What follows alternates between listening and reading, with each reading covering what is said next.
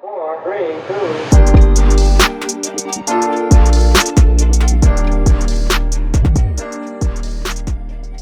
Estamos a iniciar aqui um podcast Juntos Conseguimos, aqui com o meu amigo Diogo, que é uma comparsa, e hoje temos aqui um convidado muito especial, que se calhar não precisa de apresentação, o Sérgio Veloso da Metaclinic.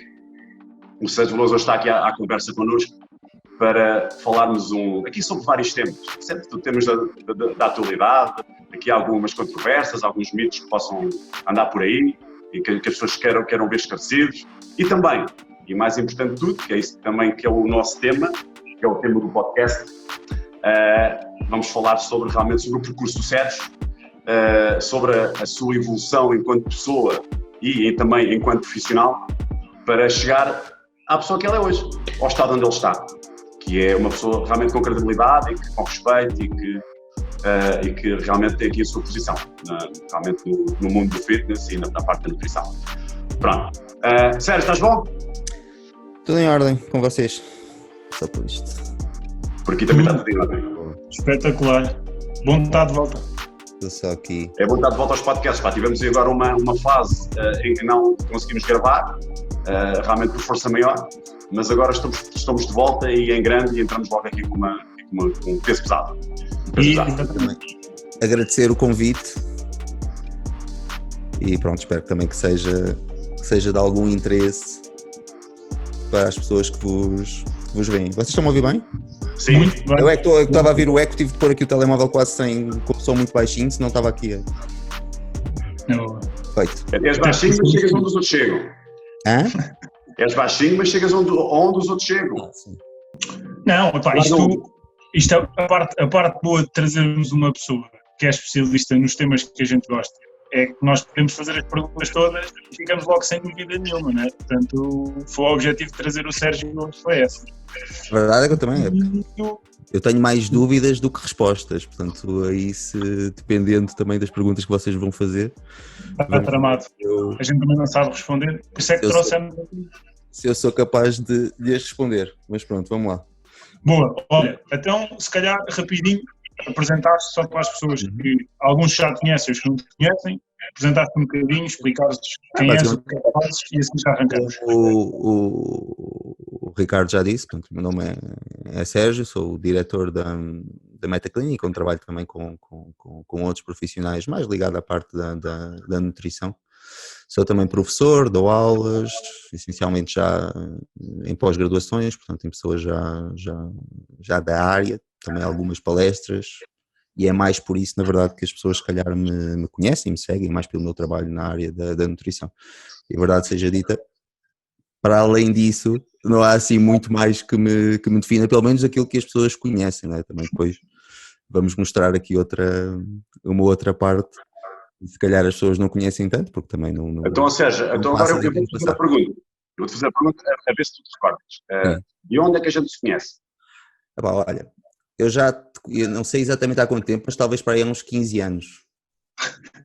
Quando eu fui treinar uma vez há uns tempos no teu ginásio em Sintra, com um amigo meu da altura, já há bastante tempo, e foi aí, na verdade, que nós nos conhecemos, que foi num fórum, não é?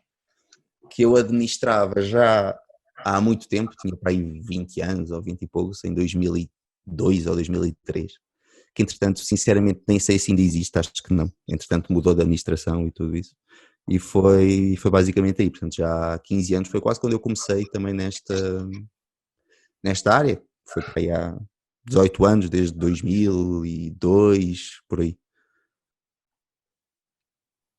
Aqui.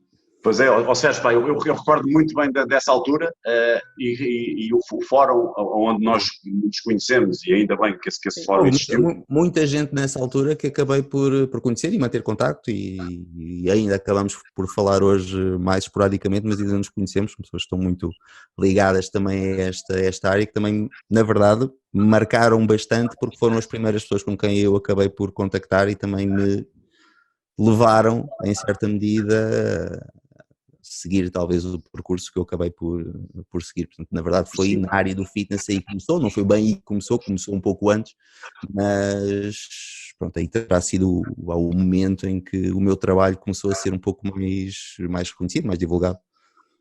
E já na altura que eu vi os teus posts e ainda não te conhecia, portanto, muito antes de termos aquele treino juntos, como tu referiste, eu já via realmente os teus conteúdos e a maneira como tu explicavas às pessoas e aquela paciência que tu tinhas, de uma forma em que eu vi assim, este tipo percebe o assunto e é um tipo que certamente ou já é professor ou vai ter aqui, portanto, uma evolução fantástica nesta área. Sempre gostei de estudar, ou seja, era algo que eu gostava, aliás, basicamente era um hobby também para mim, não é? Na altura eu estava na faculdade, nessa altura, e acabava por ser quase um hobby para mim estudar fisiologia, estudar nutrição, portanto essas temáticas que hoje acabam por ser ou fazer parte do meu trabalho, eu fazia por gosto, não era por obrigação. E porque sempre fui apaixonado por essa área desde essa altura, tem a ver com o meu percurso, também teremos a oportunidade de falar um bocadinho sobre isso, certamente que isso também foi um aspecto que me levou a seguir esta área, mas sempre tive essas duas coisas. Para começar, gosto muito de escrever, mais do que falar, muito mais. E adoro, sou apaixonado mais do que por nutrição, por fisiologia, que são as minhas duas áreas de eleição e também são aquilo que eu acabei por marcar mais e que hoje acabo também por dar mais aulas nessa área como professor. Sim. Então, Sérgio, agora voltando também aí a esse estado em que tu estavas nessa altura, em que te levou também a ir ao fórum, também se calhar também para poderes partilhar um pouco, tu sabes, aquele teu viver realmente sobre tudo isto. Naquela altura, tu já treinavas?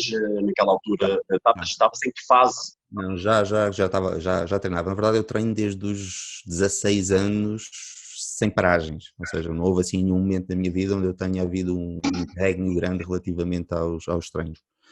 Portanto, essa parte eu já tinha iniciado. Isso veio já um bocadinho depois.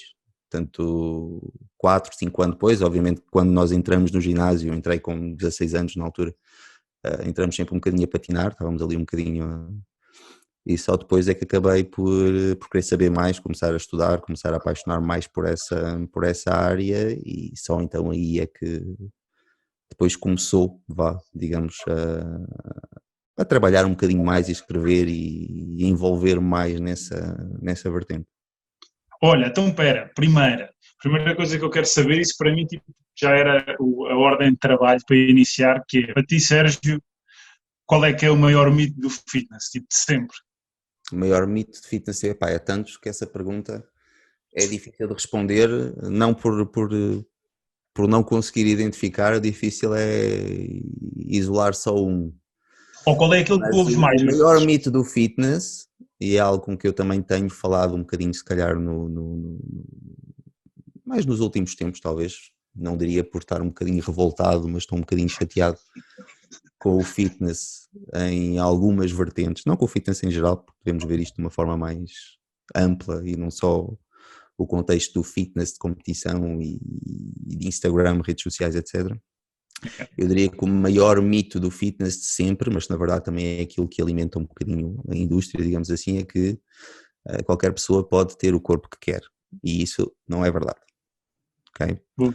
Não é verdade por vários motivos, podemos depois também falar sobre eles e discriminá-los e detalhá-los um bocadinho mais, mas a verdade é que existem limitações que as pessoas têm, individuais, intrínsecas, que não se vencem simplesmente por questões de vontade. Okay? Obviamente que toda a gente pode ir muito longe, obviamente que as pessoas estão muito longe certamente do seu limite e daquilo que conseguem chegar, mas querer no fundo ou ter como objetivo, porque basicamente passa por aí, é atingir um ideal ou aquilo que elas idealizam como sendo o corpo que querem e aquilo que querem atingir é um sonho, é algo que é utópico e o fitness alimenta muito isso, verdade seja dito. E as redes sociais vieram também piorar um bocadinho essa questão, torná-la mais patente. O fitness mudou muito nestes anos, e o Ricardo também está nisto há muitos anos. certamente também têm a mesma opinião que eu. Há 20 anos atrás, há 15 anos atrás era completamente diferente, era um nicho, era um grupo muito mais fechado, e em que não entravam, que era difícil entrar, tantos, diria, mitos, tantas influências que vêm criar aqui também algum ruído, e pronto, nesse aspecto eu diria que está pior, podemos dizer assim. Mas lá está, digo fitness entre aspas, porque o fitness é mais do que isso, não é? Portanto, é mais aquilo que nós acabamos por ter neste fenómeno que são também as redes sociais e que hoje em dia fazem parte da nossa vida, é indissociável, e que vieram criar alguns problemas que antes não eram tão patentes, digamos assim, ou não eram tão disseminados. Ok. E como é que tu achas que era importante combater isso? Ou que ferramentas, ou como é que tu costumas fazer? É muito difícil porque isso passa também pelo que as próprias pessoas querem, que as próprias pessoas procuram nas pessoas que seguem, não é? Portanto, as pessoas que elas seguem, que admiram, no fundo são aquilo que elas acabam por idealizar e aquilo que elas acabam por querer atingir também. E em certa medida a informação que passa ou aquilo que passa por essas pessoas, o que não deixa de ser legítimo, não é? Porque nós no Instagram só pomos aquilo que queremos passar, não pomos a nossa vida como ela é, não é? Pomos só a parte boa, ou às vezes a parte má para chorar um bocadinho e fazer um bocadinho de drama, porque isso também vende. Acaba por ser uma imagem errada daquilo que é o fitness. Okay? E toda a gente sabe, quem está dentro desta área já há muito tempo, pronto, aquilo que passa cá para fora não é muitas vezes a realidade, ou não é a realidade toda. Não quer dizer que não seja mentira, mas há uma outra parte, uma outra história que não é contada. Tem de ser, Okay. verdade então, seja. bora lá agora então desconstruir um bocadinho isso. Pronto, então em relação do corpo de sonho e daquele sonho que toda a gente ambiciona e que toda a gente pensa, eu também vou conseguir ficar assim, isso começa já desde muito, muito cedo que a malta entra no ginásio, que a malta vê aquela malta que já tem alguns anos disto, mas não sabe ou não imagina, ou nem imagina realmente o tempo todo que ele tem de investimento. É um facto e na verdade acho que é um problema mais profundo e mais social, constantemente a ser bombardeados e é impresso em nós desde muito cedo que um determinado corpo é visto como o ideal ou sucesso, poder, de o que quiserem chamar, e não é de uma pessoa magra ou de uma pessoa gorda, portanto há de facto ideais, a questão de beleza, mas também a própria competência, o próprio sucesso a vários níveis, não é? Quando eu era criança, os bonecos com que eu brincava, um Action Man, ou o que quer que seja, não eram eram bonecos musculados, não é? Isso vem desde muito cedo. Esse tipo de imagem não é só como existe, e como muitos grupos feministas acabaram por se revoltar relativamente às mulheres, das Barbies, o corpo anatomicamente quase de atingir, aquela cintura estreita. Na verdade, os homens também são bombardeados pelo outro lado, não é? Portanto, isto acaba por ser um aspecto que se calhar tem uma influência social também grande e que quer queiramos, quer por ter algum peso. E depois, obviamente, esse mundo tem como o músculo, a massa muscular, aquilo que nas capas da revista, não é? E nós sabemos que muitas vezes é necessário aquilo que é feito para conseguir um corpo daqueles. Há sempre aqui dois fatores importantes, ou seja, como eu costumo dizer, não é culturista, não é atleta de fitness, não tem aquele corpo quem quer, tem quem pode, e quem pode precisa ter uma boa base genética para tal, que também é importante, apesar de muitas vezes querer dar a entender que a genética não é limitante, ela é limitante, okay? Não é um condicionante tu não conseguires atingir bons resultados, mas é limitante de atingir talvez o resultado que tu tens idealizado, porque muitas vezes esse resultado é um bocadinho suprafisiológico, vamos chamar assim, não é? Portanto, não é algo que a tua fisiologia normal consiga atingir. E nós sabemos também que, eu não quero dizer, mas vou dizer na mesma, porque também não sou propriamente conhecido por ser muito politicamente correto nessas coisas, 95% dos atletas, eu digo 95%, estou a mandar o número para o ar, mas de certeza que não está muito longe disso, tomam coisas que não dizem. Okay? Alguns dizem abertamente e toda a gente sabe, mas os esteroides anabolizantes fazem parte do fitness, ponto. Fazem parte do fitness e fazem parte também do alto rendimento. Do alto rendimento também, não é? Aqui estamos a falar do fitness, faz parte do desporto, não é? Sim. Os únicos estudos que eu conheço relativamente a doping no desporto falam em prevalências que podem dar entre os 50% e os 60% numa transversalidade de modalidades, o que é uma porcentagem alta para o desporto de alta competição. Mas no fitness em si, eu não vou dizer porque não é verdade que seja o único desporto em que ele acontece, mas é um desporto onde ele está mais patente, ou seja, pondo as coisas de uma forma clara, é impossível tu atingires um pódio em qualquer competição de fitness natural, ponto, a não ser que seja uma competição natural. Exato, e mesmo assim é eles dizerem que são naturais, mas não são. São naturais, há competições onde há teste, mas o teste é feito no dia da prova, isso também não quer dizer tudo, não é? Ao nível que as coisas estão, aos níveis que as coisas estão atualmente, ok? E que é no fundo também aquilo que as pessoas procuram, portanto no fundo a indústria está a dar aquilo que as pessoas querem, aquilo que as pessoas procuram, as pessoas procuram aqueles corpos. A este nível atual é praticamente impossível. E se nós formos ver uma evolução do desporto e dos atletas, neste caso de bodybuilding e atletas mais relacionados com o fitness, realmente para a competição, o que nós víamos na altura é que eram indivíduos que não tinham aquela massa que têm hoje, e aqueles guts e aquelas barrigas dilatadas. Houve uma evolução, e agora parece que está a haver uma tendência para regressar a um corpo um bocadinho mais clássico, não é? Que, na meu ver, é positivo. Nós também sabemos que, atenção, desde os anos 50 que a utilização de esteroides anabolizantes por culturistas é documentada, portanto começou em Venice Beach, na altura, na costa oeste, desde os anos 50 que há relatos da sua utilização, porque eles sempre fizeram parte deste desporto, ponto final, não é? Nós sabemos isso. Não quero também passar a ideia de que é transversal a tudo, mas que faz parte, okay? Faz parte. Faz parte e é uma realidade. E é uma realidade, e pronto, e todos nós temos que estar cientes que realmente ela existe. A imagem do fitness, quer queiramos quer não, é muito condicionada por isso, ou seja, a imagem que se idealiza, que se quer atingir, é uma imagem que está associada ao uso de esteroides anabolizantes, não diria em toda a gente, porque há pessoas que de facto têm uma capacidade que não deriva só do seu esforço, obviamente que eu não estou a querer minimizar o esforço e a dedicação que elas têm. Mas isso já é aquilo que se fala. Já aquilo que se fala é que quem nasce lagartixa não chega a jacaré. Tem aquele mito popular, aquela expressão popular que diz, não é? E atenção, se tu quiseres pegar no Mr. Olympia, ok, toda a gente sabe, ele não é certamente natural e ninguém vai dizer que é, mas ele é um atleta já extremamente condicionado para aquele desporto, ok? Sim. Não são os esteroides anabolizantes que vão fazer dele o atleta que ele é, mas vão colocá-lo no nível... É sobredotado, sem dúvida. É sobredotado.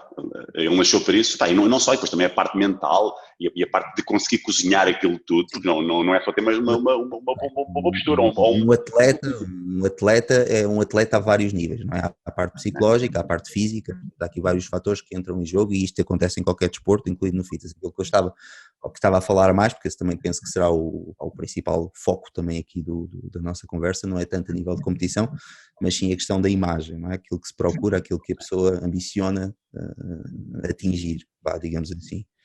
Isto mais relativamente aos homens, porque hoje em dia, não o culturismo, mas o fitness feminino tem crescido bastante. Há 15 anos atrás não era nada como é agora, isso foi uma das principais mudanças que eu também tenho acompanhado. Hoje em dia o feminino tem um peso quase tão grande, tão grande como ao masculino. Olha, eu estava a falar... apoios... Deus, espera um bocadinho. Tu na tua clínica, tu tens mais pessoas, tu tens mais atletas masculinos ou femininos, portanto, a necessitar, portanto, dos teus serviços, do teu apoio? Feminino. Feminino? E somos um totalmente diferente. Eu geralmente lido com o pós, ou seja, eu lido com os problemas. Sim, basicamente é mais nessa altura que depois as pessoas me procuram, quando as coisas não correm bem. Okay? Porque esse é aquilo para que ninguém te prepara, não é? Todos os preparadores são bons para durante a prova, para te levar à prova, agora para o depois é que ninguém te ajuda e ninguém te diz nada e deixa-te à tua sorte, e esse é o principal problema, ou é geralmente quando os problemas começam. É o pós, não é o durante, nem é a E é aí que preparação. o Sérgio entra, porque se formos ver, qualquer pessoa consegue meter uns pozinhos no carro e uma reprogramação para o carro andar muito, mas depois quando for a altura de fazer as Não, reparações, depois... o stress induzido por uma preparação, okay, é extremamente grande, ou seja, aquilo que tanto os homens como também as mulheres acabam por sofrer para preparar-se, bem como elas estão extremamente focadas naquilo que é o objetivo, conseguem no fundo sustentar esse sofrimento, esse sacrifício, é grande do ponto de vista fisiológico, e nem é preciso chegarmos ao ponto da toma de esteroides anabolizantes, também acontece, e outras substâncias que acabam por desregular também o próprio metabolismo, mas o próprio stress induzido pela dieta extrema e pelo exercício, não é? Imagina o que é uma atleta a comer pescado e brócolis o dia todo, a treinar 3 vezes por dia, o dano que aquilo acaba por fazer a vários níveis, e o período pós... Eu já fiz isso e sei do que é que se trata, e sei realmente ali dos impactos negativos que isso pode causar no indivíduo. O teu corpo já não está ali, só estás ali com a cabeça, pronto, e acaba por causar danos grandes, nomeadamente a nível dos ciclos menstruais, etc., que depois necessitam de uma intervenção para normalizar. Okay? Mas geralmente é mais aí que eu me situo, vá. E gosto, atenção, não estou a falar. Sérgio, situações de anorexia, bulimia, situações de vigorexia, que casos é que estás mais habituado a lidar? Acontece mais frequente, geralmente anorexia, alguns distúrbios alimentares, a parte da compulsão é extremamente comum aparecer, se bem que às vezes as pessoas têm alguma confusão relativamente à definição do que é compulsão alimentar, não é uma pessoa com compulsão alimentar ou binge eating, não é uma pessoa que de vez em quando, 1 ou 2 vezes por semana, come um pacote de bolachas, não é isso não é compulsão alimentar, não é? Se nós formos dizer que isso é compulsão, uma pessoa com compulsão, ela até se sente ofendida, porque não tem nada a ver com isso. É um problema bem mais sério. E a verdade é que esses problemas também estão muito ligados ao fitness, atenção, se nós quisermos ir por aí, nós sabemos que cerca de 60% das atletas femininas que competem sofrem ou sofreram de algum distúrbio alimentar no passado. Okay? Portanto, isso está estudado, está bem definido. E de qual facto, é a causa que isso possa ter, Sérgio? Qual é a causa? A parte dos distúrbios alimentares? Sim. Aí passa por uma parte psicológica. Se fosses perguntar a um psicólogo, por exemplo, ele diria-te que era um problema com a relação com a mãe, que geralmente é onde estão as causas dos distúrbios alimentares para a psicologia. Mas são muitas, tem muito a ver também com a própria pressão, aquilo estávamos a falar há um bocadinho, não é? A própria idealização do corpo, são vários fatores, eu não, sinceramente não... Existe uma pressão social? Não me foco tanto, exatamente, não é? Não me foco tanto na parte das causas ou o que é que levou àquilo, mas mais à resolução, entre aspas, do problema, porque a meu ver e pela minha experiência, nenhum distúrbio alimentar se cura, não se resolve. Arranjam-se estratégias para conseguir lidar com ele, mas o problema está sempre lá. Okay? Então vai demorar muito tempo até tu conseguires de facto resolver. Transita de um para o outro, anorexia para bulimia, outro tipo de compensações relativamente ao próprio exercício físico, pode ser um comportamento também compulsivo, entre aspas, ou de compensação, vamos chamar-lhe assim. Há uma transição de comportamentos, mas o problema está sempre lá e a linha que separa ou que te protege de voltar àquele comportamento é muito pequena. As caídas são muito frequentes. E a transição da anorexia para bulimia é muito frequente. E o inverso, Sérgio? Aqueles tipos que não se gostam de ver magros? Pronto, chamada vigorexia, não é? Portanto, exato. Ou complexo de Adonis, ou como quisermos chamar. Sim, isso também é muito frequente, não vou dizer que é tão frequente aparecer como no caso das atletas femininas, das mulheres, nem vou chamar atletas porque isto é um problema muito mais transversal do que a quem compete no fitness, na verdade não tem qualquer relação, e aliás é bastante frequente quem trabalha na área e que está ligado ao fitness sabe isso.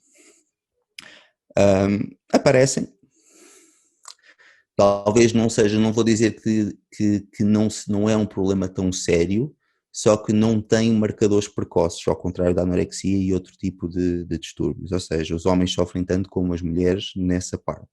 E como nós vivemos numa sociedade algo masculina ou algo machista, é verdade, os homens não se admite esse tipo de fraqueza, não é? O que acaba por amplificar um bocadinho o problema, porque é difícil um homem assumir e conseguir chegar à conclusão que de facto ele tem um problema com a imagem. Portanto também cabe um bocadinho a nós conseguirmos perceber os sinais que nos são dados sem que isso seja dito de uma forma direta. Já lidei com vários casos. Também não são fáceis, obviamente, de lidar, mas não é, felizmente, tão frequente, nem com um impacto fisiológico tão grande como no caso das mulheres. É uma linha muito ténue para a utilização de esteroides anabolizantes. Okay? E depois daí podem advir problemas. Porque isso pode ser uma tábua de salvação para eles, ou pode ser uma tábua de salvação visto por eles, isto é algo que eu vou recorrer para tentar apaziguar aqui algum stress emocional que eu possa ter? Achas que isso está ligado? Qualquer pessoa, o que? O treino ou a parte dos anabolizantes? De passar realmente para os anabolizantes, sim, porque é o caminho mais rápido do sucesso, entre aspas. Qualquer pessoa com um problema desses vai chegar mais tarde ou mais cedo àquela questão que estávamos a falar anteriormente, que é o quê? Eu daqui não passo. Não é? Ele tem uma imagem de um corpo que quer atingir e ele vai chegar, passado X tempo de treino, à conclusão que não vai conseguir atingir, porque não vai. Okay? Uma pessoa com vigorexia é um bocadinho a anorexia reversa, ou seja, o corpo que ele quer, ele nunca vai estar satisfeito. Okay? E ele vai chegar a essa conclusão, e é nesse momento que vai optar, também vendo, obviamente, aquilo que se passa à sua volta, nos ginásios, os círculos que nós conhecemos, vai chegar à conclusão que só por aquela via que vai chegar. E depois vai tomá-los e vai ter resultados. E aí começam os problemas. Depois começa a ficar addicted, começa a ficar de certa forma viciado Começa a ficar, porque como nós sabemos, os resultados não são permanentes, não é? São resultados transitórios, tu acabas depois da utilização, acabas por perder, não tudo, mas grande parte daquilo que foi conseguido. E há também outros efeitos dos esteroides anabolizantes a nível do próprio sistema nervoso central que provocam alguma adição, não é? Portanto, os esteroides anabolizantes, sendo derivados de testosterona, eles próprios te dão uma sensação de bem-estar, uma sensação de potência, vamos chamar assim, que não são conseguidos de outra forma, e além disso também... Diogo, é isso que tu precisas, pá! Diogo, é isso que tu precisas, pá! Diz o gajo que também está mais fininho que eu, pá! Para que é que estás com isto? Há algumas correntes que sugerem mesmo que eles podem ser viciantes diretamente, porque qualquer esteroide aumenta a produção de beta-endorfina no cérebro, e beta-endorfina é um opioide pode levar a alguns sintomas de crash quando o indivíduo deixa de tomar. E depois, obviamente, a tendência para voltar ao comportamento que aumentou a beta-endorfina, neste caso, é maior. Portanto, sim, há aqui alguma dependência associada aos esteroides anabolizantes e, verdade seja dita, são poucas as pessoas que ficam por um ciclo, ou seja, que só tomam uma vez. Tem de correr muito mal. Só se correr mal é que podem eventualmente ficar por aí. E o que é correr mal? O problema, entre aspas, o que é correr mal? Poder ter alguns sintomas secundários indesejados, nomeadamente, a verdade é que um ciclo geralmente poucos efeitos secundários tem, e esse também é o outro problema, ou seja, tomas uma vez, duas vezes e não sentes nada de mal, só sentes as coisas boas. E isso no fundo leva-te, agora algumas pessoas não se dão bem. Algumas pessoas podem ter problemas a nível de pele, a parte do acne, dermatite seborreica, podem inchar demasiado por ter pouca tolerância à ação que os esteroides têm a nível da retenção de líquidos, e muitos deles têm, os resultados podem na verdade não ser satisfatórios. Esses eventualmente poderão ficar-se por uma toma, por não gostar dos resultados, mas a verdade é que são uma minoria, e a maior parte das pessoas que os tomam uma primeira vez vai ter resultados, não vai ter efeitos secundários, e isso obviamente que vai ajudar a que volte a tomar. Depois, obviamente, vai havendo uma determinada perda de respeito entre as substâncias, vai estudando cada vez mais, vai experimentando outras substâncias mais potentes, até que se chega à altura em que os efeitos secundários podem se manifestar. E geralmente o momento em que os homens, principalmente, lhes cai a ficha, é quando querem ser pais. Não é? Geralmente é esse, pela minha experiência, é sempre esse o momento. Tem tratamento, a maior parte dos casos é reversível, portanto também não vamos dizer aqui que os esteroides anabolizantes provocam infertilidade, porque geralmente não provocam, não é o mais frequente, mas é necessário tratamento, e a maior parte deles consegue ser pai, isso não é uma questão, mas é esse o momento em que às vezes pensam naquilo que tiveram a fazer antes. Então, e olha uma coisa, para a malta que está lá em casa e que de certeza que não vai começar a tomar anabolizantes, o que é que tu recomendas para alguém, tipo a nível de suplementos, que funcionem e que sejam bons para uma pessoa que tenha uma vida ativa de treino? Para já perguntar que suplementos funcionam, porque que são certamente muito poucos. Antes de mais, deixa-me só fazer uma separação, entre aspas, aqui relativamente às duas coisas, porque essa é uma pergunta que me fazem sempre quando eu vou dar palestras sobre esteroides anabolizantes. Eu costumo ir todos os anos dar uma palestra no Estado-Maior da Força Aérea sobre anabolizantes, porque de facto sabemos que nas Forças Armadas também é um problema que tem um impacto grande. E tentam-me sempre falar nas alternativas. Ou seja, para eu falar nas alternativas, o que é que existe alternativa aos esteroides anabolizantes? E a minha resposta honesta é nada. Não existe. Okay? Não há nada, e isso é importante que fique patente, por mais vos queiram, entre aspas, enganar, não há nada em termos de suplementação que possa chegar sequer perto. Okay? Não existe. Ponto. Okay? Por mais voltas que se tente dar, por mais publicidade, mais marketing, não existe. Aqueles pró-hormonais e aqueles que isso nada funciona. A não ser que seja um pró-hormonal também de natureza esteroide, por isso nos Estados Unidos existe com muita frequência, ou seja, os chamados pró-hormonais, que são na verdade substâncias que estão a um passo químico de um esteroide e no nosso organismo são convertidos nessa substância que podem eventualmente ter uma ação esse nível. Hoje em dia o mercado está muito mais regulado, mas na altura em que nós começámos, a metiltestosterona, por exemplo, era considerada um pró-hormonal. Havia o Superdrol também que era considerado um pró-hormonal, portanto várias substâncias foram lançadas para o mercado como sendo suplementos legais e retiradas mais tarde por se saber que elas tinham de facto um efeito esteroide. Hoje em dia isto não acontece tanto, o mercado desde 2010 tem vindo a ser regulado de forma bem mais apertada, tanto cá como nos Estados Unidos, mas principalmente cá, se bem que vai sendo cada vez mais difícil lançar esse tipo de substâncias para o mercado. Portanto, tirando esses, que de facto podemos aparentar e aproximar de esteroides anabolizantes, não existe nada que chegue sequer perto. Okay? E o suplemento, como nós sabemos, aquele que tem mais evidência e que podemos esperar resultados mais significativos é a creatina, isso sem dúvida. Portanto, não há nada que nos mostre ou que nos sugira sequer que outros tipos de creatina são melhores do que a creatina monoidrato, e aquilo que nós temos são 40 anos de investigação com creatina monoidrato a testar o seu efeito ergogénico. Portanto, de facto, há evidência nesse sentido.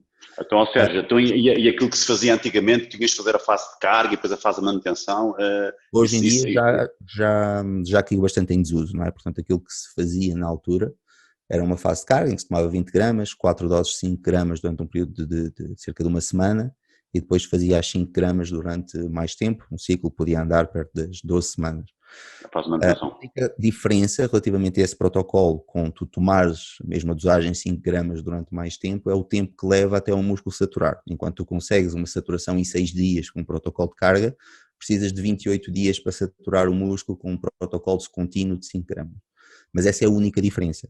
Hoje em dia, em termos de investigação, não se usa o protocolo de carga, utiliza-se suplementação contínua durante todo o tempo, durante períodos podem andar 12 semanas até mais. A maior parte dos atletas não toma a creatina o ano todo, para só na altura chamada tapering, ou fase de polimento, aqueles meses em que acaba por estar de férias, vai entre aspas.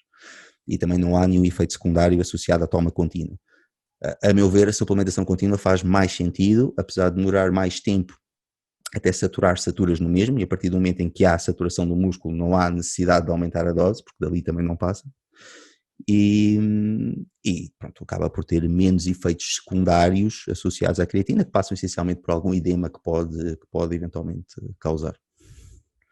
Pois, a tal retenção de líquidos. E a creatina faz muito sentido, realmente, para quem quer aumentar a força de uma forma natural e também progressiva no ginásio, e também para atletas, para terem mais potência nos treinos, mais capacidade de... É muito utilizado, particularmente desportistas mais na aeróbia, isso tem a ver com a própria função que ela tem no organismo, mas é usada praticamente por todos, e a sua utilização em termos de performance esportiva é universal neste tipo de desportos. Então, e que outros suplementos é que funcionam? Além, por exemplo, da cafeína, dá-me aí uma listazinha que seja o teu top. A cafeína, na verdade, é o outro. Okay? A cafeína é um suplemento também com uma ação ergogénica reconhecida e bastante estudada, numa variedade grande de desportos, mais pelo efeito nootrópico, portanto a nível de foco e a nível de disponibilidade e tolerância ao esforço também. E tirando esses, em termos de suplementos para fins desportivos, a evidência é bastante pouca e muito específica em determinados contextos. Há obviamente as proteínas, que por uma questão de comodidade podem também ser interessantes. Quando eu digo comodidade é quando a pessoa tem dificuldade em optar por outras fontes, okay? A Protex, dificuldade pelas contingências do dia-a-dia, não ser cómodo, basicamente é isso. E, sinceramente, para a maior parte das pessoas, em termos de suplementação específica para o desporto, ficaria para aqui, para ser muito honesto. As pessoas sobrevalorizam muito os suplementos alimentares e sobrevalorizam muito aquilo que eles realmente podem oferecer em termos de performance, que é pouco. Obviamente, quando falamos em atletas, o pouco pode fazer a diferença entre o primeiro e o segundo lugar, não é? Estamos a falar de diferenças, por vezes, de milésimo de segundo. Aí, obviamente, é um contexto completamente diferente. Das pessoas, os suplementos alimentares nem sequer são necessários. Okay? A verdade é essa.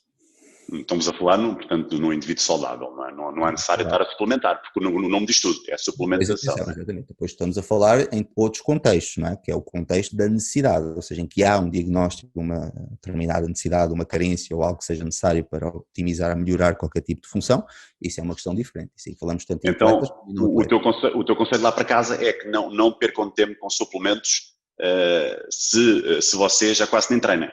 É isso, não é?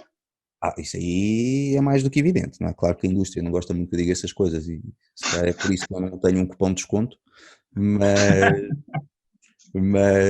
na verdade não tenho um cupom de desconto porque não quero, mas isso é outra. Eu também não tenho, o meu cupom de desconto é outro. A verdade é essa, não é? A verdade é essa, os suplementos alimentares são muito sobrevalorizados e pá, a maior parte das pessoas que vai 3 vezes, 4 vezes ao ginásio, eles não são todos necessários. Okay? Sérgio, mas tu quisesses vender BCAAs à malta, vendias a toda a gente comprava, mas bastava que tu dissesses que era bom. Pois, claro. Mas eu não digo, não é? Eu não digo, a evidência não diz, e eles continuam a ser, se não me engano, o terceiro suplemento ou o segundo suplemento mais vendido, acho que é o segundo, em Portugal. Okay? Portanto, primeiro são as proteínas, depois acho que a seguir vem logo os BCAAs, ou em terceiro lugar os multivitamínicos são capazes de estar primeiro, já não me recordo. Saiu por acaso um estudo ainda este ano sobre isso. As pessoas também não ligam àquilo que eu digo, não é? E então continuam a comprá-los. O marketing é assim, o mercado de suplementos alimentares é assim, sempre foi durante muito tempo, agora é muito mais informação, que acaba por ser mais desinformação do que outra coisa, marketing. Quantas mensagens é que tu recebes no teu e-mail ou no teu direct do Instagram a perguntarem coisas sobre suplementos? Eu fico extremamente frustrado porque eu às vezes ponho no Instagram para me fazerem perguntas, porque eu também preciso de ideias para escrever às vezes nas redes sociais, porque isto, estar em casa de quarentena, tira a criatividade a qualquer um, pelo menos a mim. Verdade. E 90% das perguntas são sobre suplementos alimentares. E não estou a exagerar. E o que é que tu normalmente respondes? Mandas a malta comer como deve ser, dizer pá, olha, não te preocupes e vai comer. A maior parte das vezes não respondo. Lindo.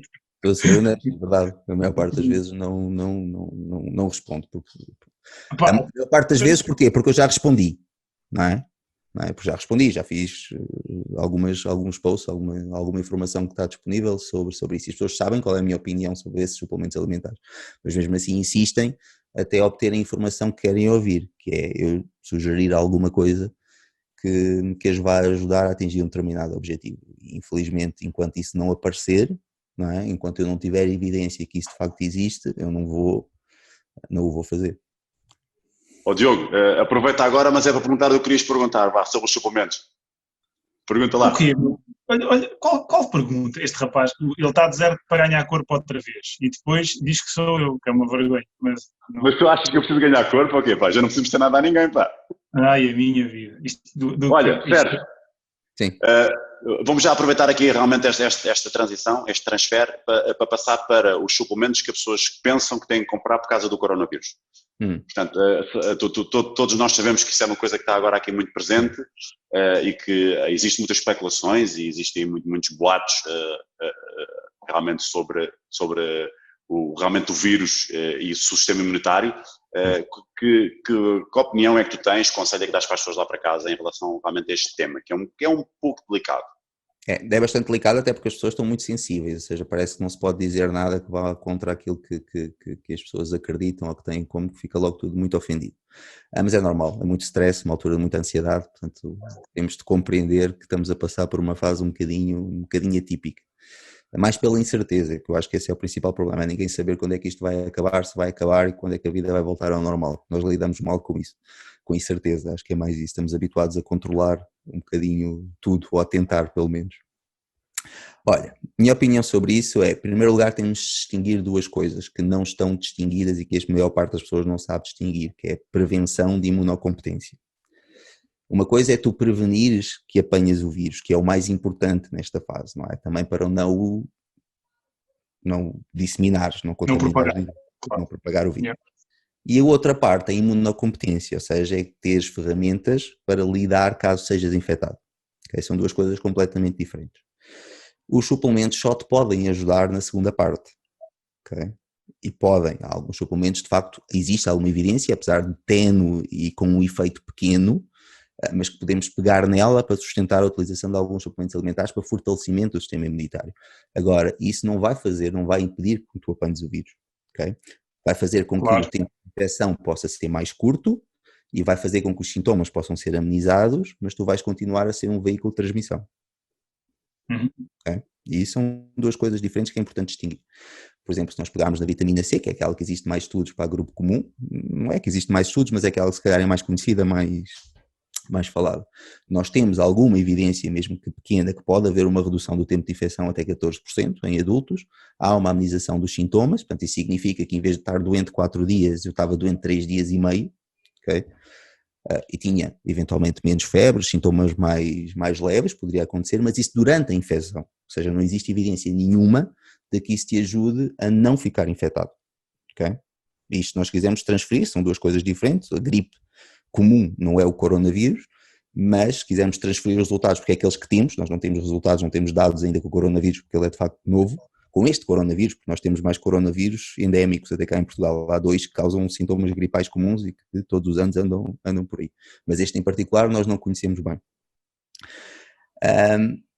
De facto aí, ok, não são contra, tudo bem, há alguma evidência, acho que as pessoas exageram muito também naquilo que os suplementos podem oferecer e que de facto este efeito verifica-se mais em pessoas que têm déficit em determinados nutrientes do que propriamente um efeito que ele possa no fundo acrescentar em termos de reforço do sistema imunitário, mas de facto existe.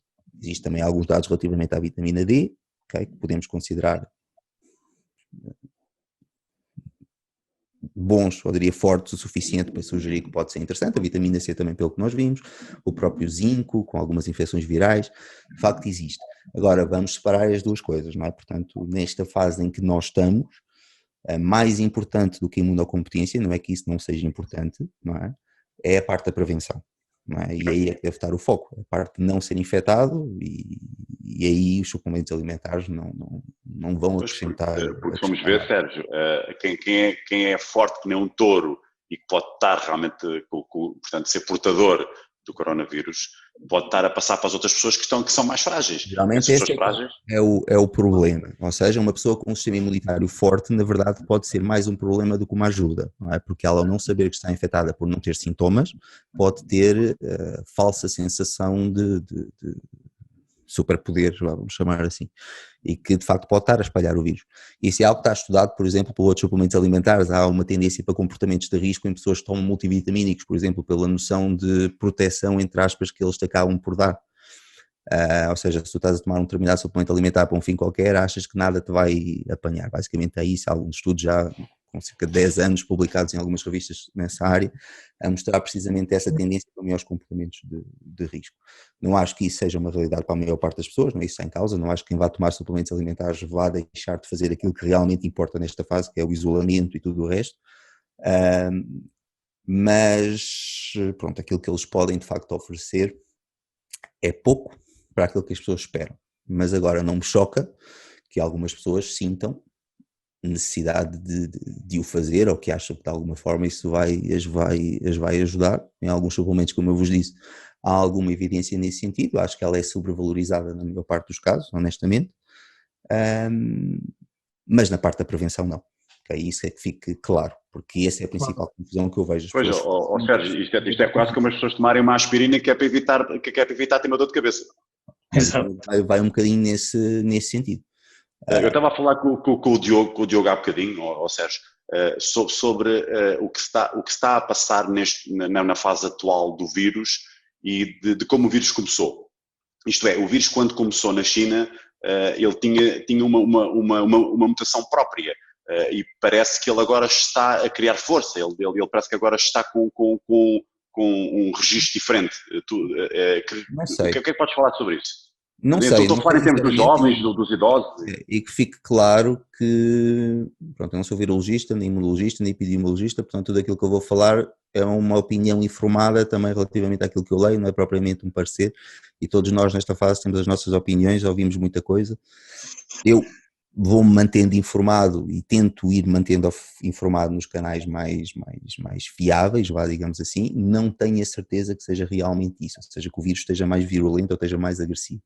As mutações que se têm vindo a falar, na verdade, podem não conferir nenhuma vantagem, entre aspas, ao próprio vírus, que é uma coisa que faz muita confusão. As pessoas às vezes falam do vírus como personificam-no, como ele se tivesse sentimentos e que fosse um ser sensível, quando o vírus nem sequer um ser vivo é, não é? Portanto, na verdade, ele só pode transmitir até onde nós o deixarmos. Ele não pensa, ele não sente, não é? Mas pronto, isso é outra história. Nós também, na verdade, não sabemos muito o que é que se passou na China, não é? A China é um país muito fechado, a informação que saiu cá para fora não é necessariamente, ou pode não refletir exatamente o número de mortos que realmente houve na China. Também a população chinesa não é exatamente, em termos demográficos, igual à do norte de Itália, por exemplo, ou de Espanha, que são provavelmente os países com maior mortalidade que tem sido registada. Portanto, não sei se de facto o vírus é assim tão diferente, ou se essas diferenças estão mais relacionadas com o tipo de população e o tipo de tratamento ou de intervenção que foi feita, não é? Porque nós não somos a China, nós não conseguimos construir 2 hospitais de raiz em 15 dias, não é? Não conseguimos isolar uma província inteira e pôr as pessoas em casa à força. Yep. Nós não somos assim, não é o nosso hábito, não é a nossa cultura e temos de respeitar isso, não é? Hoje em dia as pessoas parece que se esquecem que as liberdades individuais que tanto prezam têm esses problemas, não é? Nós não estamos na China, não somos uma ditadura, isso não consegue ser feito, não é viável, ponto final, não é? Em Portugal, na Europa e no país Movido pelo ocidental. futebol. Sérgio, mas se nós fôssemos movidos pelo futebol, talvez funcionasse. Fosse o quê? O quê? Se fôssemos movidos pelo futebol, talvez funcionasse dessa forma. Talvez funcionasse dessa forma, não é? Mas lá está. Sérgio, e agora por aí, pela parte do futebol e pela parte realmente do atleta, há indivíduos que se calhar contraíram o coronavírus, poderão ser portadores ou não, e se calhar até tiveram ali uma ligeira dose, entre aspas, do coronavírus presente no corpo deles, e que sofreram também um pouco com isso. A minha pergunta é, quando se fala cá para fora, e nos noticiários isso diz muito, que está curado, mas está curado do quê? Está curado do quê? O que é que aconteceu e o que é o curado?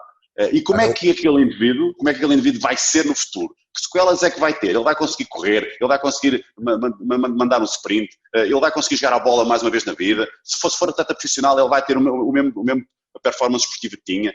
Eu quero fazer estas questões. Vai, à partida sim. O coronavírus, como eu te estava a dizer, atenção, o coronavírus, este vírus que está aqui, apesar de ter uma virulência grande, porque nós nunca tivemos contacto com ele, ou seja, a nossa imunidade é zero, a primeira vez que contactámos com o vírus, existem outros coronavírus que são endémicos mesmo em Portugal, não é? E que causam sintomas gripais comuns, este não é diferente. O que aconteceu foi que simplesmente que nós não estávamos preparados para ele, a vários níveis, incluindo o nosso próprio sistema imunitário que não tinha qualquer tipo de defesas. A segunda vaga, se vier, vai ser certamente bem diferente, porque já vai haver uma imunidade de rebanho, como se normalmente costuma chamar, bem maior, uma imunidade populacional maior, logo vai ter um impacto bem menor do que está a ter agora, porque o vírus veio para ficar, e a maior parte dos especialistas são de acordo, até a vacina chegar, ele vai andar por aí. Não vai a ter este impacto que teve no surto inicial, mas que vai andar entre nós normalmente e vamos criar imunidade. Agora as consequências não são expectáveis, ou seja, depois do indivíduo eliminar e estar curado basicamente significa que ele eliminou e que deu negativo em 2 testes consecutivos separados por pelo menos 24 horas. Significa que a carga viral do organismo é zero. O sistema imunitário conseguiu lidar com a situação e o vírus foi eliminado do organismo, que é para isso que o sistema imunitário serve. Então, agora, mas o dano que isso criou em termos de pulmão e da capacidade anaeróbica de um atleta?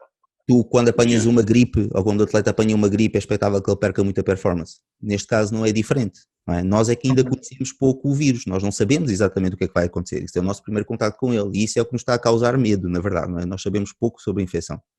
Não sabemos, as sequelas, não sabemos nada. Tudo aquilo que podemos dizer agora é pura especulação. não é?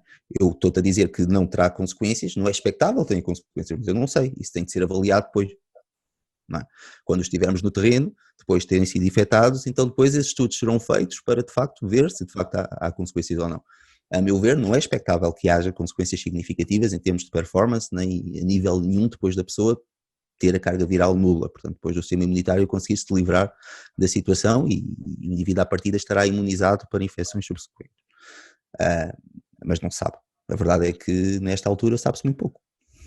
Olha uma coisa, Sérgio, imagina, isto mais a nível da tua própria opinião sobre isto, não é? Porque toda a gente fala sobre isto, mas depois no fundo, no dia a dia, ninguém sabe dizer, como tu próprio disseste ainda agora, ninguém sabe dizer uma resposta concreta, é uma coisa nova. Mas na tua própria opinião, imagina, vem a vacina, ok? A malta começa a vacinar-se para isto.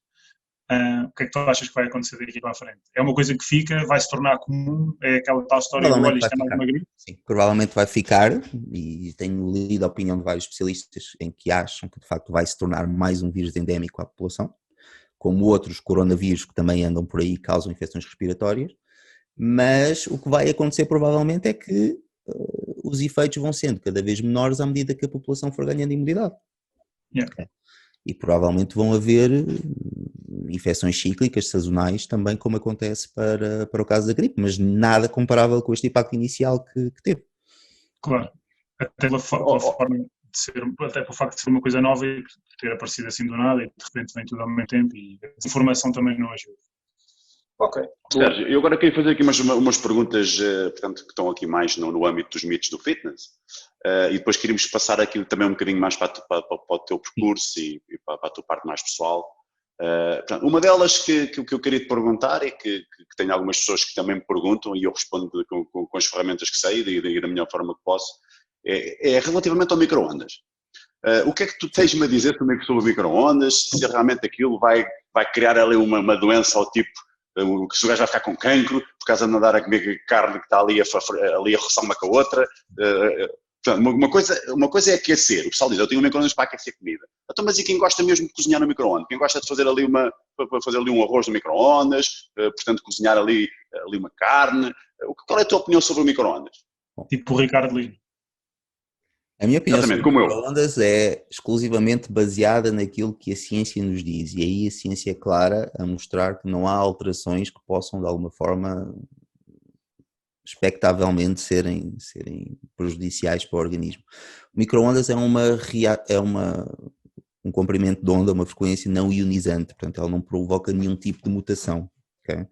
É demasiado baixa intensidade para que isso possa acontecer. Basicamente o que ela faz é aumentar o nível de energia das moléculas da água, fazer com que elas vibrem e isso provoque libertação de energia térmica e fazer com que os alimentos cozinhem dessa forma, de dentro para fora.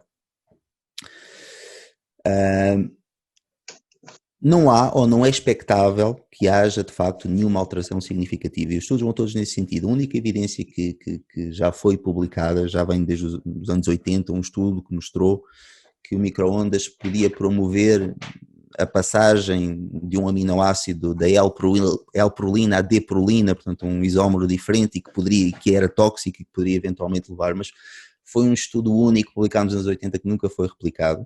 Aquilo que às vezes as pessoas mostram nas redes sociais e no YouTube, daquela planta que foi regada com água aquecida no micro-ondas, isso é tudo treta, isso foi uma experiência de uma miúda de 12º ano que fez e pôs no YouTube, quer dizer, nós não contamos isso, não é ciência, não é? Não podemos fiar nesse tipo de... Foi uma experiência de 12º ano numa escola americana e que depois se tornou viral. Mas não é esse o tipo de evidência com que nós nos temos de guiar. E de facto, aquilo que a ciência nos diz é que de facto é seguro. Há o risco de migração, isso nós sabemos, não é? Portanto, principalmente com os plásticos, que de facto pode ocorrer, a migração para os alimentos, existem de facto alguns xenobióticos que vão-se tanto também cada vez menos presentes devido à legislação cada vez mais apertada relativamente à utilização desse tipo de substâncias no fabrico de plásticos a nível europeu. Depois temos as importações e tudo isso, que são outro tipo de problema. Mas a meu ver o problema é mínimo. Idealmente seria cozinhado de facto em recipientes de vidro, portanto com uma taxa de migração praticamente nula, mas não é expectável que haja nenhuma alteração que possa de alguma forma ser deletéria, vá para o organismo. As pessoas têm muito medo daquilo que não compreendem e é difícil compreender como é que o micro-ondas funciona. não é? A pessoa consegue perceber o que é que uma chama faz, aquecer a água, tudo isso, porque está a ver. Agora, aquilo que o micro-ondas faz aos alimentos, a pessoa não entende. A maior parte das pessoas não entende o processo que está por trás daquilo. E isso, lá está, cria um bocadinho de receio e um bocadinho de aversão, mas foi uma ferramenta que a ciência nos trouxe e que veio facilitar bastante a vida e que não é expectável que possa de alguma forma ser Diogo, quando a pandemia se levantar e o isolamento se levantar, eu vou-te convidar para vir fazer um frango no micro-ondas. Vais comer frango comigo no micro-ondas, em vez de ser no churrasco. Olha, obrigado. Nunca experimentei cozinhar no micro-ondas, a única coisa que eu já fiz foi batata doce. Mas... O Ricardo não sabe fazer nada que não seja no micro-ondas. E basicamente está constante. Ele vai cortar este bocadinho todo que tu falaste agora, vai fazer assim um cheirozinho e vai meter isto em reprodução e vai mandar pelo WhatsApp, que é para não dar a chatear. Ok, mas tu estás com dúvidas, ok. Então vá, Sérgio, agora então, em termos de alimentos e do seu valor e realmente da sua alteração, portanto, diz-me lá, em termos de cozinhado, que diferenças é que possa ter realmente no valor glicémico dos alimentos? Neste caso, por exemplo, se fizeres batata, como estavas a dizer, no micro-ondas, ou se fizeres cozida, ou se fizeres no forno, que diferenças é que tem? Sim, pronto, o processamento dos alimentos altera a biodisponibilidade e altera alguma funcionalidade, nomeadamente a própria velocidade de assimilação, como estavas a referir há pouco, o índice glicémico que nós normalmente costumamos chamar. Isso tem a ver com vários fatores, tem a ver com o processamento térmico do amido, a temperatura em que isso é feito, umidade, não umidade, etc. Se pegarmos, por exemplo, na batata doce, que era aquilo que eu estava a falar há pouco, o índice glicémico da batata doce cozida é mais baixo do que da batata doce assada e do micro-ondas é um intermédio. Okay? Fica ali mais ou menos entre as duas, na ordem dos 60, 65. Cerca de 80 para a assada e cerca de 45 para a cozida, só para complementar aqui a informação. Isso tem a ver com a temperatura, ou seja, enquanto que no forno nós confeccionamos a 180, 190, 170 graus, a temperatura de ebulição da água é 100 graus, portanto daí ela não passa, não é? Portanto o amido está a ser processado a uma temperatura mais baixa quando é cozinhada do que quando é feito no forno. Tem a temperatura e é seco, portanto é um processo diferente. Na verdade, as pessoas sobrevalorizam muito o que isto significa da prática, porque as pessoas normalmente não comem a batata doce sozinha, comem no contexto de uma refeição. Não é? E quando nós juntamos outros alimentos, uma fonte proteica, legumes, salada, etc., o índice glicémico altera substancialmente, não é? Reduz bastante. Ou seja, deixa de ter um impacto idêntico àquele que é avaliado quando nós ingerimos sozinha, que é aquele que é medido no teste para nós aferirmos o índice glicémico. Portanto, aí, na verdade, é mais uma questão que acaba por ser muito sobrevalorizada na maior parte dos casos, mas que altera, e altera outras coisas também, altera a própria biodisponibilidade dos nutrientes. Não é? Cozinhar, de uma forma geral, aumenta de alguns, diminui de outros. Pode aumentar, por exemplo, dos carotenos, diminui, por exemplo, da vitamina C, portanto, há alterações, okay, que são reconhecidas, menores, relativamente pequenas, mas sim, que são reconhecidas. Agora, se me perguntares se é relevante, okay, eu digo que na maior parte dos casos não é, porque a pessoa não come a batata doce sozinha, come no contexto da refeição e isso altera completamente. Comer batata doce com frango e salada, frango e legumes, é completamente diferente de comer a batata doce sozinha. O índice glicémico vai baixar significativamente e vai se aproximar muito daquilo que é o da batata cozida.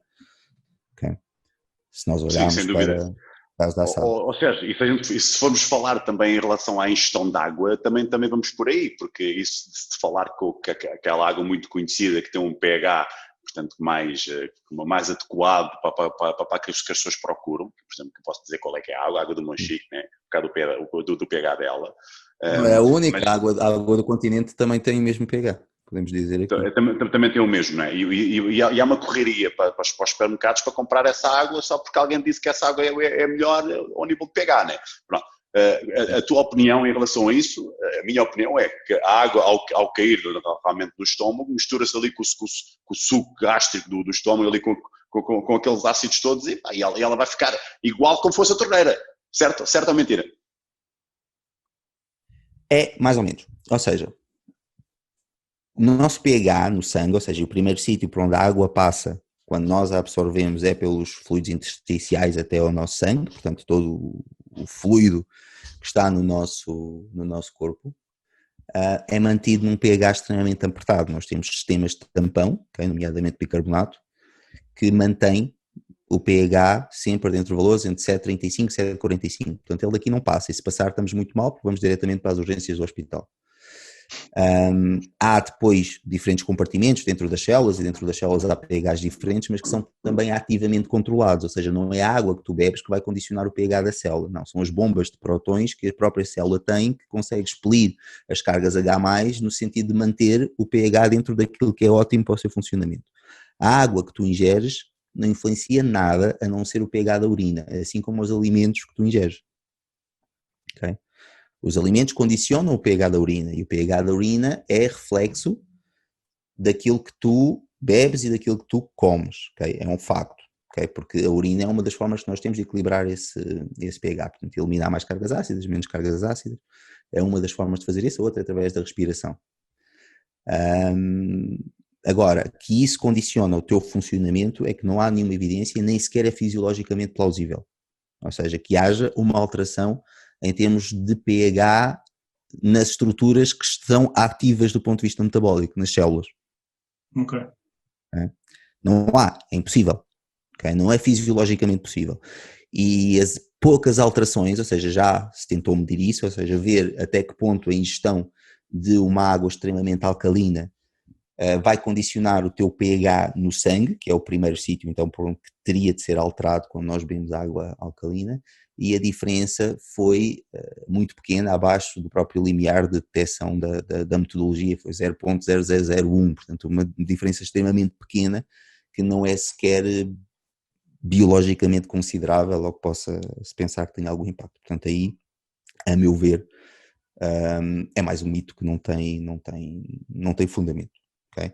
Agora, muita gente pega, como eu te estava a dizer, nas alterações do pH da urina, mas o pH da urina não reflete o pH do teu organismo, reflete sim a maior excreção de cargas ácidas ou não, okay? Que é uma forma que nós temos normal de precisamente manter o nosso pH controlado. Ok. Então Olha, Ricardo, não faz sentido então. fala lá sobre a nossa disputa das águas engarrafadas, se faz favor. Que a disputa é essa? Eu não sei qual é a disputa. Pronto. Não tenho de me elucidar.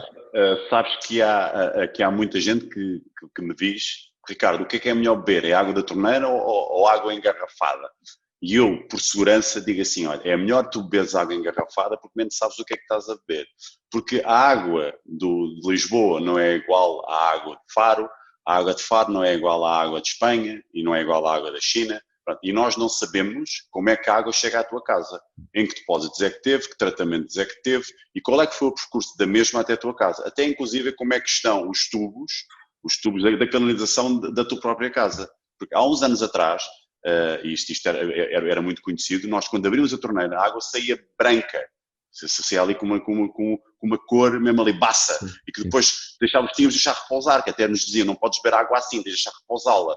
Okay? Pronto, isso tanto mudou. Pronto, há muita carga de lexívia, há muitos produtos que se metem na água e que a gente não consegue controlar se a água é boa, portanto, em todos os sítios onde ela é potável para toda a gente. E o que eu digo às pessoas é para controlarem a sua água através de garrafas. Qualquer seja ela. Eu não digo que é da Monchique, eu não digo que é do Luso. Eu digo que beber água engarrafada. Para já controlam-na. E também sabem o que é que estão a beber. Porque supostamente há ali um selo de garantia do que é que estamos a beber. Esta é a minha opinião. É outra questão. Isso é uma questão controversa. Na verdade, há várias opiniões e todas elas com os seus pontos a favor e contra. A água engarrafada tem um problema, ou seja, ela foi analisada na altura da colheita e a partir daí nós não sabemos o que é que aconteceu desde que ela foi engarrafada até chegar ao consumidor. Exposição ao sol, migração de xenobióticos do plástico das garrafas, quando estão expostas ao sol durante muito tempo, ao calor, o próprio controle microbiológico foi feito, se ela está de facto estéril, se há proliferação quando ela fica muito tempo na garrafa, nós depois aí acaba por ser uma incógnita. A água que nós bebemos na torneira está constantemente a ser analisada, mas depois há todo o processo até chegar até casa, que tem a ver com os canos, tem a ver com tudo isso. Sinceramente, eu aí não tenho uma opinião formada e eu bebo as duas. Prefiro não me preocupar com o assunto. Em que sentido? Bebo as duas, ambas estão sujeitas a um controle aceitável, a meu ver. A água da torneira, portanto a água tem controle apertado, okay? Tem, todos os dias são feitas análises, então isso é por lei, portanto é obrigatório que seja feito. É adicionado cloro, sim, para a nossa segurança, portanto para garantir um controle microbiológico, portanto na verdade é adicionado em quantidades que são perfeitamente toleráveis e isso está tudo regulado, portanto, e nós temos de acreditar que de facto esses processos são mantidos. Portanto, a meu ver, tanto faz, honestamente. E se for, por exemplo, um filtro? Bem, os filtros removem algumas substâncias, nomeadamente os de carvão ativado, que são aqueles brita, que são feitos de casca de coco, etc. Depois há a osmose inversa, que também depois tem o problema de tirar demasiados minerais, ou seja, a água também acaba por ficar mais pobre a esse nível. Ajuda. Parece uma água destilada. Parece quase uma água destilada. A osmose inversa acaba por ser parecido. Os meus pais usam aqueles jarros que tu pões a água da torneira lá para dentro. Então os da brita, e são filtros feitos, eles são feitos à base de casca de coco e como eles têm carga negativa, conseguem retirar algumas substâncias que têm carga oposta, ou seja, acabam por conseguir eliminar uma série de compostos da água. Não eliminam tudo, eliminam alguma coisa, pode eventualmente ajudar, mas para ser honesto contigo, não é uma questão que eu pessoalmente dê grande importância. Pois, eu concordo contigo, mas aqui o nosso amigo Ricardo tem aquela, como é que se diz, aquela mariquice que ele tem das águas com garrafa, uma coisa que ele não passa. Olha lá, Sérgio, então e já agora o que é que tens a dizer sobre água com limão amanhã? Pronto, isso aí já é outra questão, não é? Se souber bem, se tu gostares, não há problema nenhum. Agora, se estás à espera que te dê superpoderes ou algo do género, não faz sentido nenhum. Eu bem te disse, Ricardo, não anda de água com limão. Nós temos aí alguns amigos em comum que gostam muito de água com limão amanhã. Pronto, e se gostarem de água com limão não tem mal nenhum, não é? Pode ajudar eventualmente a própria acidez a funcionar, a acelerar a motilidade intestinal, mas isso tem a ver com a acidez, não tem a ver com o facto de ser limão ou não. É? O próprio ácido leva à libertação de uma hormona intestinal, que é a colecistoquinina, que no fundo ajuda na própria motilidade intestinal e tem... aí tudo bem, ok, mas mais do que isso não é expectável. Okay. Eu vou então obrigar a minha mãe a ver este episódio do podcast, não vai ser tão giro. Vai ser tão giro. Sérgio, então já agora falando então na água de manhã, eu tenho o jejum intermitente. O jejum intermitente. O jejum intermitente era um podcast inteiro só para falar sobre ele, porque depende muito também da abordagem que nós tivermos ou por onde é que pegarmos. Se vamos pegar pelo lado da composição corporal, aquela que está mais ligada ao fitness, ou se vamos pegar pela parte da longevidade e pela questão da saúde que também tem sido falada e abordada. Podes fazer um resumo das duas assim, num minutinho só. Bom. Uma coisa que parece evidente, isto em termos de literatura, e isso parece ser mais ou menos coerente e a maior parte dos especialistas estão nesta opinião, não há diferença entre o jejum intermitente e a restrição calórica. Okay? Ou seja, podes optar, no fundo, por restringir e ter uma dieta hipocalórica, podes optar por jejum intermitente. Em termos de efeitos metabólicos, eles são mais ou menos semelhantes. Pode ser mais difícil tu conseguires manter a restrição calórica, portanto, num espaço prolongado de tempo, e ser mais fácil tu restringires a tua janela alimentar e ficares um período mais longo em jejum. Pode ser mais fácil conseguires manter uma restrição dessa forma. Então, depois não há aqui o problema sério, não há aqui o problema depois daquelas pessoas que passam muitas horas sem comer, depois para compensar querem comer um mundo e o outro. Isso às vezes acontece, ou seja, obviamente que isso não é uma forma de fazer jejum intermitente e às vezes as pessoas refugiam-se no jejum intermitente para poderem ter esse tipo de comportamentos. Não é? Vão no fundo fazer jejum durante o período da manhã, depois podem comer aquilo que quiserem à noite, estão a trabalhar, não precisam de comer, portanto é uma dieta conveniente. A verdade é que isso está completamente trocado, ou seja, fazer jejum intermitente de uma forma correta, ele será feito à noite, não será feito de manhã, não é? Portanto, para ser alinhado com o nosso ritmo circadiano. A maior parte dos estudos são feitos em ratos, em animais, existem poucos com humanos, pelos próprios problemas metodológicos que isso acabava por acarretar, e necessidade de fazer estudos longos, etc. E nós não podemos esquecer que os ratinhos têm um ritmo circadiano inverso ao nosso, portanto eles são notívagos, nós somos diurnos, portanto aquilo que funciona para eles, para nós funcionaria ao contrário. Ao contrário em termos de horários, não é?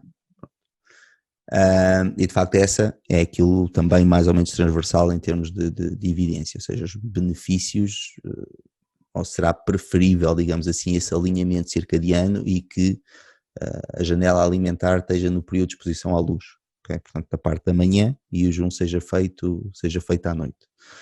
Aquilo que também há um gap, em termos de investigação, é o tempo ideal de jejum, ou seja, não há nada que nos mostre que 16 horas é melhor do que 14, okay? Ou até é melhor do que 12, apesar de haver um estudo que compara 16 com 12 horas, e que mostra resultados favoráveis às 16 horas são em parâmetros menores, que é a questão da exposição à glicémia. Obviamente, se eu como durante menos tempo, vou ter uma exposição total à glicémia menor, mas isso é uma consequência óbvia da própria metodologia do estudo. Não mostra nenhuma vantagem efetiva comparando as 12 horas com as 16 horas.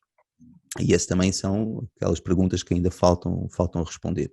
Eu não sou desfavorável ao jejum intermitente, dependendo daquilo que as pessoas definem como jejum intermitente, porque a própria ciência é ambígua relativamente a isso, há vários modelos, e isso é outro problema que nos é colocado, é depois conseguir fazer a comparação entre os modelos, porque tens os modelos 16-8, tens o Eat Stop Eat, tens o 5-2, tens muitos modelos de jejum intermitente que têm sido estudados e que não são comparáveis entre eles, não é? Eu acredito que o jejum intermitente possa ter benefícios, quer em termos de longevidade, vou dizer isto entre aspas, porque na verdade a evidência nesse sentido é ainda pouca e os estudos que são necessários para se fazer com humanos não são possíveis, ou seja, é uma resposta que nós nunca vamos ter. Okay? Nós nunca vamos saber se o jejum intermitente aumenta a longevidade ou não, vamos sempre fazer inferências indiretas dos estudos em animais e do estudo transversal de populações chamadas Blue Zones e pessoas que vivem mais tempo comparando os seus hábitos alimentares, mas os estudos que respondem a esta pergunta de uma forma inquestionável são impossíveis de serem feitos e isso nunca vai acontecer. Acredito que possa eventualmente ter alguns benefícios a esse nível, assim como a redução da taxa metabólica, portanto as pessoas normalmente querem uma taxa metabólica elevada, mas isso é precisamente o inverso daquilo que é necessário para viver mais anos, okay? Fala-se muito nisso, no metabolismo, etc, mas ter um metabolismo rápido em termos de longevidade é contraproducente, consomes mais oxigênio, há maior desgaste, portanto acabas por envelhecer mais depressa. Também se sabe, por exemplo, que as pessoas com hormonas tiroideias mais elevadas, T3 mais altas, tendem a ter uma longevidade menor do que indivíduos com hormonas tiroideias mais baixas, portanto algo que se calhar é contraintuitivo, mas de facto sim, a ligação existe entre a taxa metabólica e a longevidade. Os animais com taxa metabólica mais lenta, isto é uma lei da natureza, menos acelerada, vamos dizer assim, vivem mais tempo. Okay? O elefante tem uma taxa metabólica por unidade de massa muito mais baixa do que tem um ratinho, por exemplo. E isso é um dos aspectos. Uma tartaruga. Olha, uma tartaruga. Mais, okay? Portanto, essa relação é uma lei universal da biologia. E nós não fugimos à biologia. Portanto, as leis da biologia aplicam-se também a nós. Acredito que possam ter benefícios, está a ser estudado, têm sido encontrados alguns. Pessoalmente, acho que a evidência é coerente na forma como ele deve ser feito durante o dia e não à noite, que a maior parte das pessoas o fazem por conveniência, okay? E isso é completamente contra a natura, entre aspas, que vai completamente contra aqueles que são os nossos ritmos biológicos, ritmos circadianos. Quanto à questão da composição corporal, que é uma questão diferente, aí a ciência parece ser clara a mostrar que não há diferenças quando comparamos com o mesmo aporte calórico. Portanto, pode ser uma estratégia aceitável desde que o déficit calórico seja mantido. Okay? É só uma forma mais fácil da pessoa chegar a um determinado fim, que é manter-se em déficit energético. Ou seja, então tocaste no assunto do oxigênio realmente da evolução da longevidade do ser humano. Eu vou tocar por aqui para um assunto para te perguntar, que é uma coisa que me questiona há muito tempo. Um indivíduo que faça muito exercício aeróbico, sim, poderá estar a envelhecer mais rápido? Sim, isso é uma pergunta traiçoeira. Nós sabemos que isso acontece em limites extremos, ou seja, o exercício tende a ser protetor, até porque quanto mais oxigênio tu consomes, também mais mecanismos de defesa tu vais conseguir gerar. Ou seja, a agressão causa resistência. Basicamente é uma lei universal mais uma vez. Se tu estás constantemente exposto a um veneno, entre aspas, tu vais criar mecanismos para defender e neste caso é estimular o teu sistema antioxidante. Okay? Conseguires lidar melhor com esses radicais livres que são impostos. Há alguma evidência de que de facto indivíduos com doses suprafisiológicas, portanto, com doses muito elevadas de treino, nomeadamente atletas de alta competição, maratonistas, etc., possam ter um efeito deletério, okay, em vários sistemas, não só ao nível da longevidade, mas possa não ser assim tão benéfico em termos de saúde. Mas estamos a falar em níveis de atividade física difíceis de atingir para a pessoa comum. Portanto, estamos a falar de atletas mesmo com níveis muito, muito elevados. Maratonas por cima. Por aí, e que se mantenham também durante muitos anos. Yeah. Eventualmente sim, aliás, nós próprios, se nós olharmos, eu obviamente não gosto muito de fazer estas comparações, mas quando nós olhamos para um atleta, um maratonista queniano de 30 anos, ele parece que tem 45. Okay? Não que essa relação exista desta forma, não é? Mas nota-se ali um determinado, um certo desgaste. Mas como eu te disse, o exercício não é visto dessa forma deletéria, antes pelo contrário, porque gera adaptações, não é? Portanto, quanto mais tu recebes o veneno, neste caso o oxigênio, mais defesas tu vais criar e mais capaz és tu de lidar com essas doses crescentes. Muito giro. Olha, vou pedir-te só que me esclareças e que mates um último mito, porque este é o meu mito preferido, porque eu perguntei-te qual era o teu, mas eu tenho um, Sim. que é um desde sempre gera discussão com a minha mãe, e a minha mãe é a pessoa com mais mitos que eu conheço, portanto, bora lá, que é ovos. Nós temos um número de ovos e de gemas que podemos consumir, ou, tipo, pá, claro que tudo o que é em excesso é exagero, faz mal, acredito, mas aquela história do tens de comer 4 ovos por semana, é verdade ou dá para um gajo comer mais ovos? Não é verdade, e isso tem sido comprovadamente desmistificado, mas nós temos de ter também algum cuidado da forma como passamos esta informação, porque às vezes eu penso que as pessoas têm um bom senso e a verdade é que muita gente não tem, não vou dizer a maior parte, mas não tem. Há pessoas a comer 20 ovos por dia, ok? Não vamos cair nesse exagero. Mas sim, já me aconteceu apanhar pessoas a comer 12, 15, 20 ovos num dia, porquê? Porque as gemas não fazem mal nenhum. Bom, não há, de facto, nenhuma evidência, também é por isso que algumas recomendações oficiais, nomeadamente os Estados Unidos, têm estado a cair nesse sentido. A Europa ainda se mantém esse tipo de recomendação, ser um bocadinho mais conservadora relativamente às mudanças, mas não existe relação entre o consumo de colesterol, portanto através do ovo neste caso, e a doença coronária, que geralmente é tida como principal fator de risco associado. Não existe, os estudos têm sido mais ou menos claros nesse sentido e também devido à interpretação difícil que é de isolar fatores de risco, porque todos os estudos são epidemiológicos, ou seja, eu pego numa população, vejo quantos ovos é que ela consome por dia, em média, e associo um determinado outcome ao final de X tempo. Isso coloca-nos um problema metodológico grande, que é dissociar variáveis, ou seja, a pessoa que come mais ovos tende também a ter mais comportamentos de risco, nomeadamente ser fumador, ser mais sedentário, menos escolaridade, portanto são também tudo fatores associados a uma mortalidade precoce e fatores de risco para a doença. Claro. Quando nós olhamos para os ensaios clínicos, portanto os estudos são randomizados, enquanto tenho um grupo que come X ovos por dia, o outro que não come ou come 2 por semana, então aí não só não tem sido verificado uma alteração significativa a nível do colesterol, como não se tem sido verificado outcomes negativos ou aspectos que possam ser considerados prejudiciais. Portanto essa relação parece estar relativamente afastada, em termos de evidência.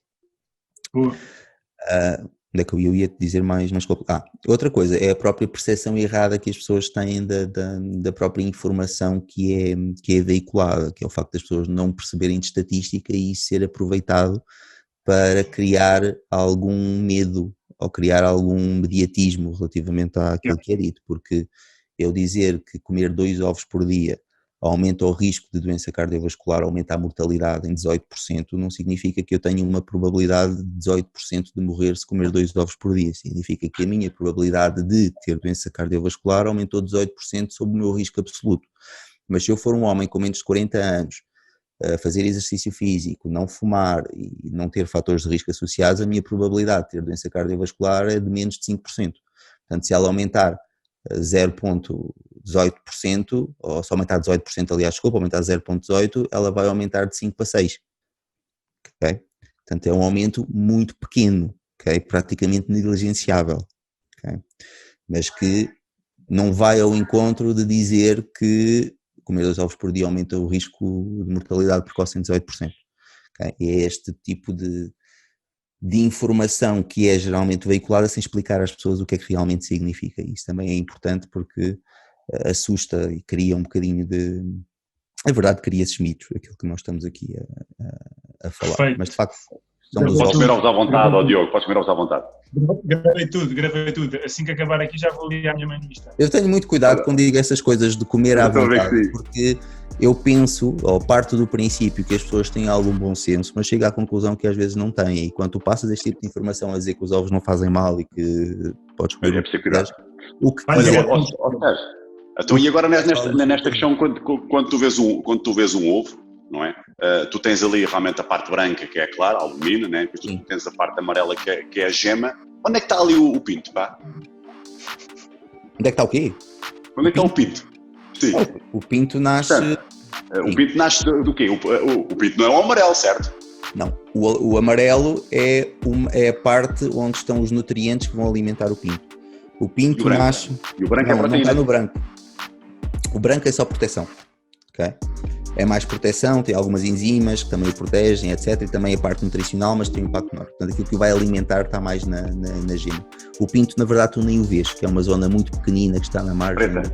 Uma coisa preta, está na né? margem da gema e que nem sequer chega a desenvolver. Portanto, tu, como compras um ovo, nem sequer o notas, não sabes onde é que ele vem.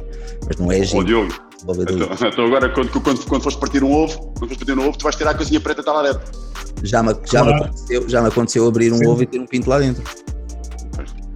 Os meus pais têm galinhas em casa. Está pescado.